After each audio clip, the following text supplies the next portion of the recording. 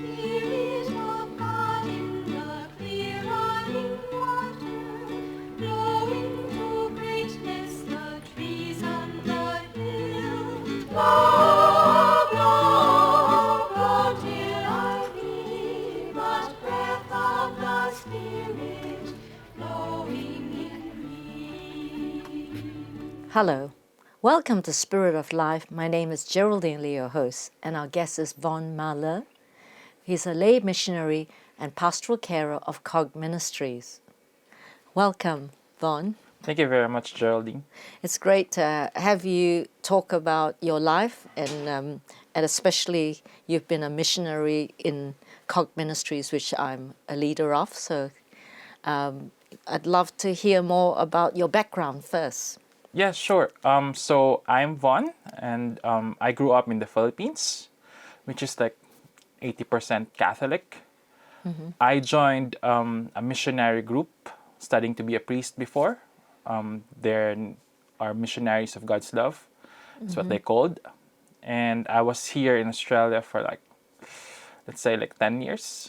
And what about brothers and sisters? I do have one sister. She's still in the Philippines, and my parents are living with her in the Philippines. Oh, nice.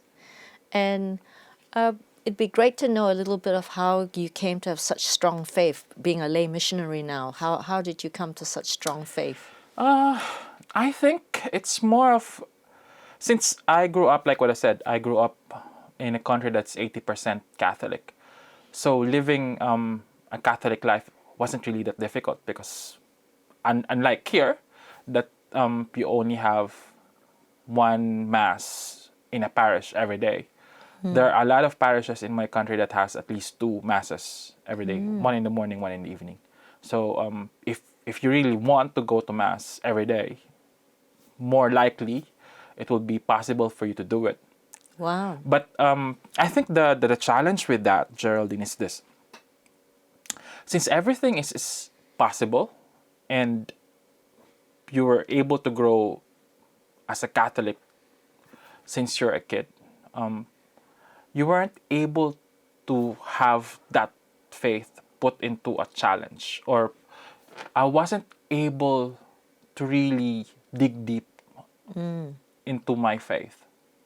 Since everything was given to me, if like I said, if I wanted to go to Mass in a specific day, it could have been easily done since I have a lot of options and there's a lot of churches around.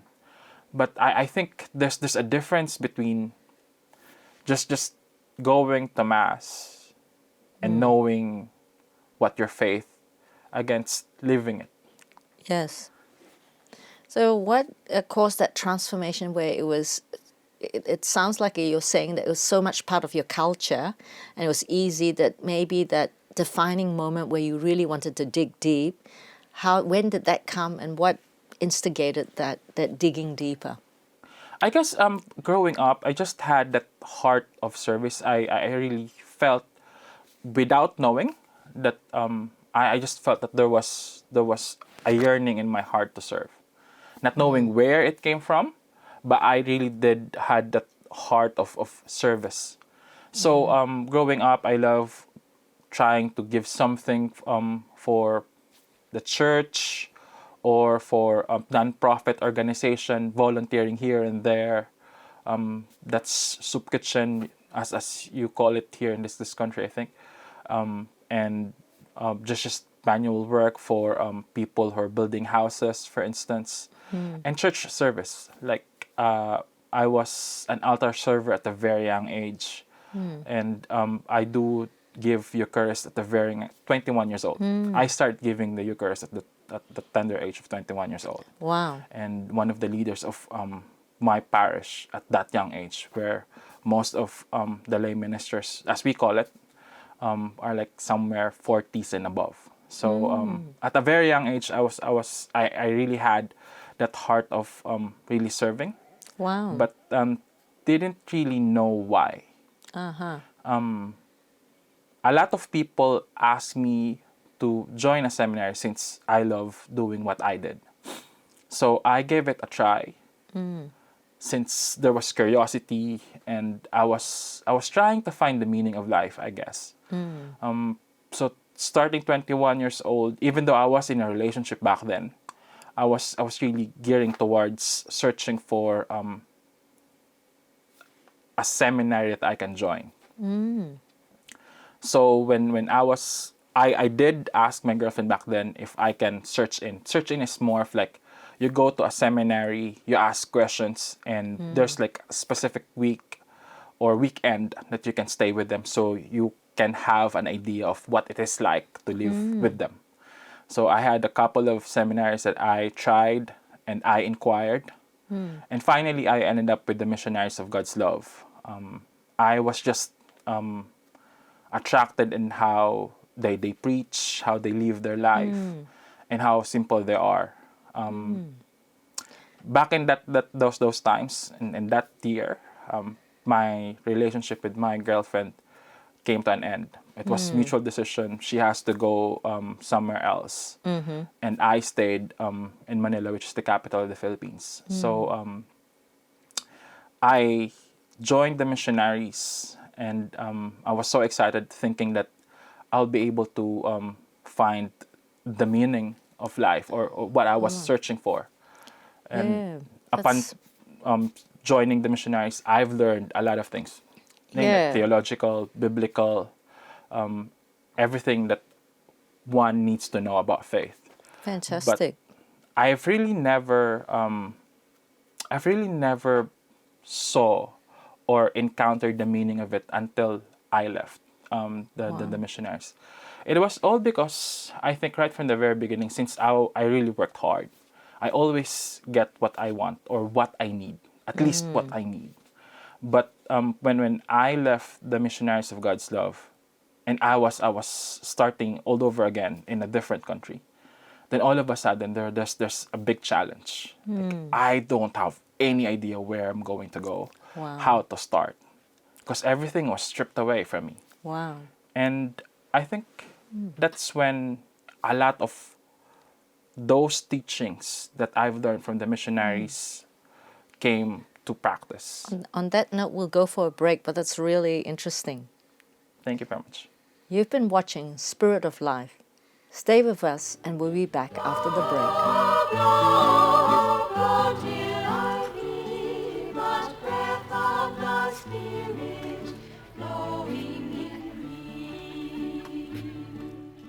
Blow, blow, blow till I feel the breath of the Spirit blowing in me. Hello. Welcome back to Spirit of Life. My name is Geraldine Lee, your host, and our guest is Vaughn Malheur. He's a lay missionary and pastoral carer of COG Ministries. Welcome back. Thank you, Geraldine. Vaughn, you were sharing about you left the seminary because you were searching for something, that you were looking for something to deepen, to find God closer, and somehow this was part of your journey. I guess during those times that I was studying to be a priest and doing missionary work for the Missionaries of God, I think I didn't had enough grounds, enough roots or depth in terms of faith. I had a certain expectation, and I think back in those days, that expectation wasn't met. I was searching for something, thinking that I will be able to find it when I joined the missionaries, but I wasn't able to see it there. I think that was the main reason why I wasn't able to find what I was looking for, because of the certain expectation. When I left, like what I said, I felt that there was a huge pressure to start all over again, and where to start.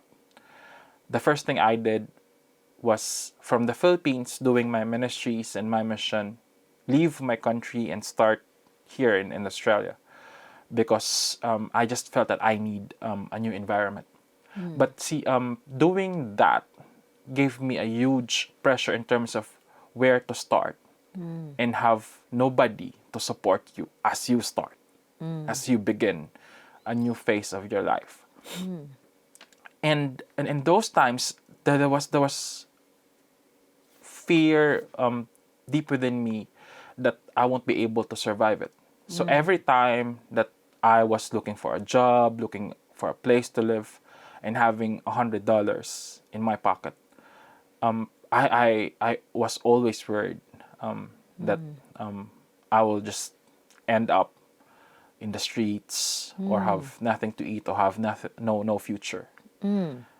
But whenever I feel that way, I think one of the best things that I did back then, this is 5 years ago, was always go to where I see a church. And wherever I was, whenever I felt that way, I go searching for a church. And that's where I felt comfort. When I felt alone, there was something deep within me that says, I was with you. Not knowing who it was, but just an inner feeling that somebody was with me. And there was calmness amidst all the worries and all the fears that I had. Very difficult to explain though, because Yeah. it's quite abstract. Yes, I can relate to what you're saying in a sense of the poem "Footsteps in the Sand," where the person says, "Where are you, God?" And then God said, uh, he suddenly saw footsteps in the sand, but they were only one set of footsteps. And then he said, "Why were they only one footsteps? When you were with me, why was there only one set?" And then God said, "Because I was carrying you through that time, because that's why there was only one set of footsteps in the sand." It's very nice that you've actually mentioned that, Geraldine, because a lot of times you don't get to know the person unless you experience the person by itself. Like you can read novels, you can read books here and there, but unless you meet whoever wrote it, you won't be able to see the full picture of that novel, of that book. And I guess in terms of faith, I was able to know, because I studied it, I was able to know a lot of things about faith. But I wasn't able to encounter the real God in all of those studies and all of those teachings that I had. And when I had nothing, that's when the true encounter came. I think meeting Him where I was at that moment, gave me a lot of consolation that I wasn't alone. Where, in fact, and indeed, I was alone. And that gave me courage to pursue and to move forward. And I guess having that feeling helped me to surrender, actually. It helped me to be able to trust. I think it's very difficult, especially in this day and age, to trust and to surrender something, especially when you don't see the person. But given that experience of really knowing deep within that I wasn't alone, I was able to surrender and trust to a God that I wasn't able to see. And seeing how it panned out, like people came to my life when I needed them the most. Like people helped me out. And when I look back at it, I know it was Him who sent those people. So I would be able to survive. So I would be able to go through whatever challenges I was going through. And that carried me on until now. Whenever I am facing a certain challenge in life, whenever I see that there's something bothering me, or whenever I see a hurdle that I have to face, I've always go back to that sense, that feeling that whenever I'm scared or I'm worried, that there was a God who's with me every single step of the way. Like what you've said, the footsteps of the sand. Really experienced that during those times, that the Lord was carrying me. Wow, that is great about that footprints of sand. On that note, we'll go for a break. Thank you. You've been watching Spirit of Life. Stay with us and we'll be back after the break. Go till I be but breath of the Spirit flowing in me. Go till I be but breath of the Spirit flowing in me. Hello, welcome back to Spirit of Life. My name is Geraldine Lee, your host, and our guest is Vaughn Malir. He's a lay missionary and pastoral carer of Cog Ministries. Welcome back, Vaughn. Thank you. You were sharing about how you were touched by God and you felt that He was present in your life in your very challenging moment.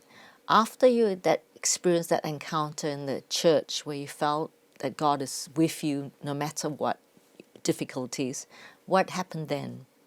I think that changed, that encounter, that experience that I had with God changed how I see things. A lot of times before that I always think about myself. After that encounter, I begin to think of what others feel as well. And there was a surge in my heart that wanting them to feel the same experience that I felt when I had an encounter with Christ. I all of a sudden want them to feel what it feels like when you know that you're not alone. That you know that the God that is what we think almighty and all powerful is actually loving. And He will always be there for you, regardless of what your circumstances is, or regardless of who you are, or regardless of what you've done. I think there is this a beautiful and powerful image, seeing and knowing that God will accept you for who you are, and will encounter you in whatever stage of your life you are in. Yeah, because you were in a very vulnerable position where you Of course. no money, even at some stage, no place to live, not Yes. sure where you're going. Yes. But you called out to God and you felt His comfort and things began to move for you. Yes. I think when you are in that position, when you don't have anywhere to go and doesn't know what to do, and there was a God who helped you, that changes a lot. And that changes your perspective in life. Because that builds trust, isn't it? Like when you can count on something in times of distress and trouble, that builds trust, that builds connection. And that's what happened in my spiritual journey when I hit rock bottom and I got stripped of everything that I was clinging on. What I was clinging on before was what I thought was my identity. And when that was stripped away from me, I've got nowhere to go but cling on that image of God, thinking that He's the only refuge that I have left. And He never failed. He never failed me. He made His presence felt in a very extraordinary, loving way. Wow, so it was not because you had the background of the Bible, the church, but suddenly it was a real tangible experience of spiritual experience. I guess this is when it changes from what you know from the head to what you've experienced. Every time that we experience something, we remember it, and it changes our life. Like we can always learn things We can always read and learn, or whenever there's a teaching that we hear, that we listen to, we can always learn from that. But unless we really have a true experience of it, we won't be able to really understand it fully. Yeah, because you studied theology, you studied Yeah. the Bible, and you studied how to run groups and all this, but it was not until it's in your heart. Yes. When you've encountered God, then there's a whole new thing that you know by heart now, not just by head knowledge, but heart knowledge. Yeah. What you're saying also, it's a relationship. It's not just reading a book. It's actually talking to God. Yeah, the connection that I built with God back in those times created a friendship, a relationship, a mutual love. I think, like, I see, like what I said, I see things differently after my encounter with Him. Yeah, that's great. And does the word forgiveness come into that? Besides God's love, does that come into your experience? Oh yes, when I've said that He's going to encounter you wherever you're at whatever stage in your life is, and whatever you've done, what I truly mean is He's willing to forgive you, and is willing to embrace you for who you are, regardless of what you've done. Sounds like real freedom. Would you like to say maybe a short prayer for there might be people out there who are going through what you went through? Yes, of course. Lord, at this very moment, we just lift up to you everybody who's searching for love, searching for comfort, and not knowing what to do in their life. We just lift up to you, Lord, those people who want to know your love, who want to know who you really are in their lives.